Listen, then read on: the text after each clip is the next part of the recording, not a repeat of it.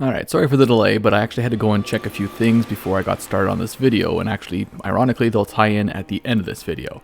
But I said previously in the last video that we did that you need to be cautious of where you get your sources of information from. So that's exactly what we're going to delve into today, because there's actually a lot of false information floating around out there already. In my eyes, there's sort of three big categories to delve into. There are releases from CA, releases from things sort of tangentially related to CA, and then things completely unrelated to CA. We're going to get started on all three, but we'll start, of course, with the biggest and most reliable one, CA themselves. So just because things might come from CA does not mean that everything's created equal. So one of the big things I've noticed with CA is like the most consistent thing they have is stuff that's actually physically in-game itself. These, historically, in my eyes, have been regarding diplomacy lines. That's the reason we found out about the Wood Elves back in the day. It's the reason we knew that the Warden and the Paunch was coming back before it was announced. And that's because before they actually get to those games, as CA is developing the next DLC, they actually account for the one that's going to succeed it, the next one after that.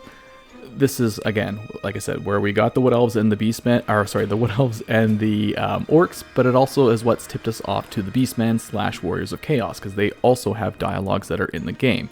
It is not a 100% flawless thing. There has been one screw up back in the day regarding the vampire counts. Previous to the Vampire Coast release, the vampire counts did get dialogue options for the Vortex campaign, but of course, as you're well aware, they never actually did end up coming to the Vortex. Now, you could make the claim that sure, maybe they're coming with, Neferata or what have you, but the simple fact of the matter is that doesn't line up with when they were put into the Vortex campaign regarding dialogue, so that one is just a misstep. But everything else, humans, orcs,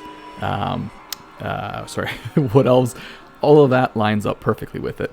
They also do have two other methods of sort of hinting at stuff. The big one that I've oftentimes focused on is SteamDB entries.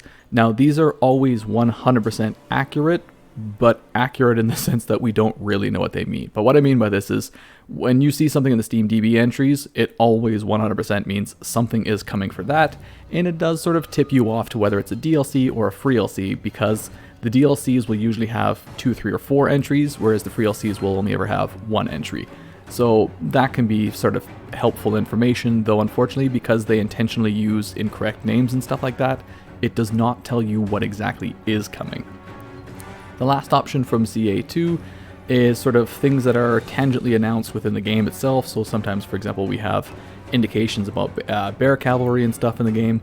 It's not saying it's a guarantee, but they have historically sort of hinted at things that are coming down the road before, of course, releasing them down the road. And of course, this leads us to our next big category, which is things that are related to Total Warhammer, but aren't actually from CA themselves. So of course, the big player here is Games Workshop, right? They're the ones that are in charge of the Warhammer Fantasy license, and so typically things that affect it naturally affect Total Warhammer.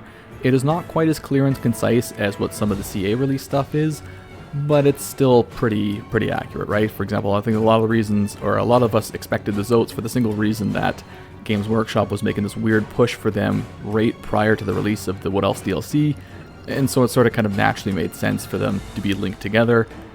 CA needs stuff, Games Workshop needs stuff, why not have that kind of mutual beneficial relationship? It is not necessarily always written in stone for the two of them. Of course, the Old World project from Games Workshop is a bit small scale compared to Age of Sigmar and Total 40k, Warhammer 40k, sorry. So it's not like there's a lot of focus there from Games Workshop, but even that, for example, Games Workshop starts hinting at Kislev about a year ago, focusing on them when they do the new Old World expansion. And similarly, we're also getting hints from CA about Kislev too. So I do think there's a lot of mutualism there. I wouldn't go so far as to say it's concrete whenever something like this happens, but it's definitely above other sources. The other one that we now have, which of course I just did in my previous video, is the NetEase cell phone game, right? We have no data right now to say whether it's completely related to Total Warhammer, completely unrelated to Total Warhammer, or any kind of blur therein. But I think because of the fact that it is indeed based on Total Warhammer, there's a natural implication that it's going to be fairly linked up with it too. So things that we see coming for the cell phone, we can naturally expect to see for Total War itself. Now, the last sort of category is the one that has nothing to do with CA, it's just things that are sort of around them, but have no direct contact with CA. Typically, this means the community itself and people who have supposed leaks. Now, in my opinion, there's two big divides here, and I just named them. The community proper as a sort of giant collective, and then people individually. again, being on an individual basis.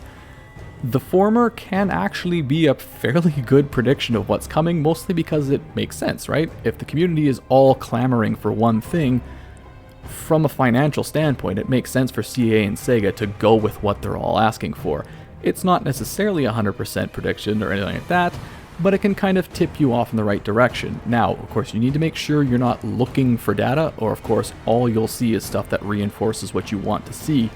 But in general, it's actually a pretty good indicator of what to expect. Now, the other one is individuals. We've had things like the former leak, right when Total Warhammer first launched, that apparently predicted things up to Total Warhammer 3. This had things like people who have made, correct guesses about what's coming and stuff like that.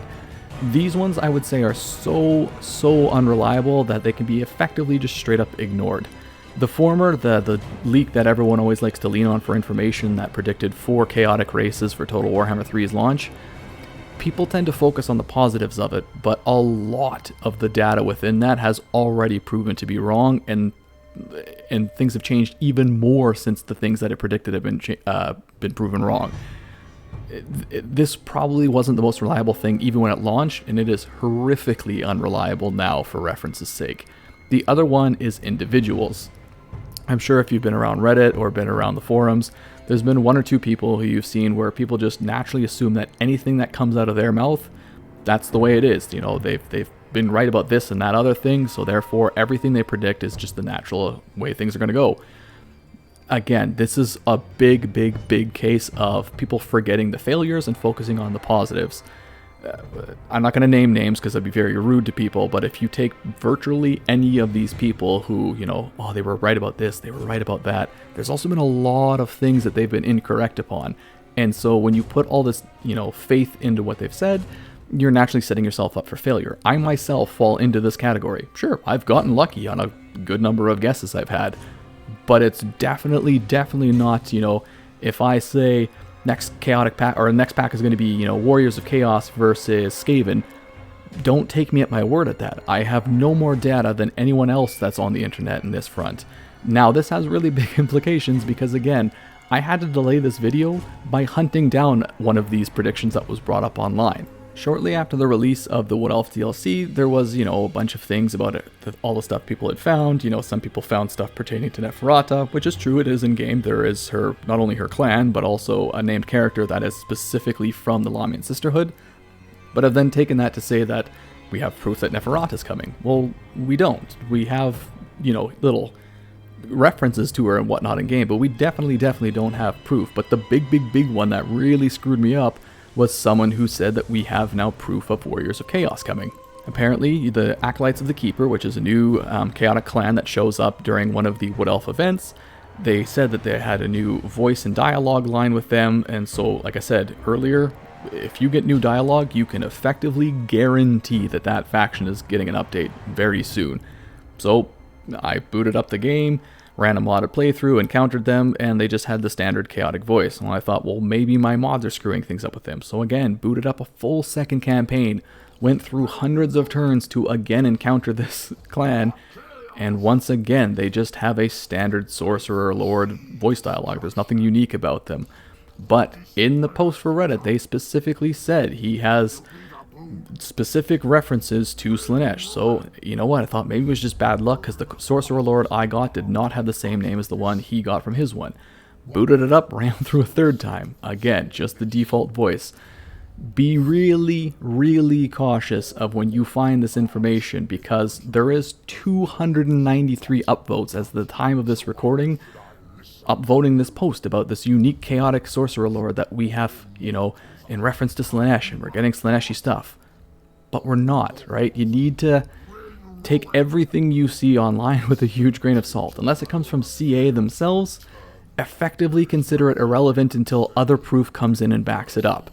I don't mean to come across as ranting or anything like that, but this community tends to really work itself up into a fervor over something and then get very frustrated when that thing doesn't come to pass. So again, there is things we can use. I brought up the voice dialogues. I've also previously mentioned things like the Skaven logo. The reason I took the Skaven logo out of this list is because I'm not sure it's relevant anymore. I would expect that it appearing in the last trailer is actually a mistake. I don't think the Skaven are coming from the next DLC. But even the stuff we have from CA, don't focus too much upon what it is you want to see, or you'll naturally see it in everything. Of course, we have people already saying that Kislev is coming now immediately because there is a single reference to Bear Cavalry in one event within the entire game. That's the wrong way to look at things. Anyways, that's it for this particular video. We will have our mod reviews starting back up at the end of this week, and this week in particular, we will have a user-submitted one, so stay tuned for that. As always, I want to thank you so much for watching, and I'll see you all next time.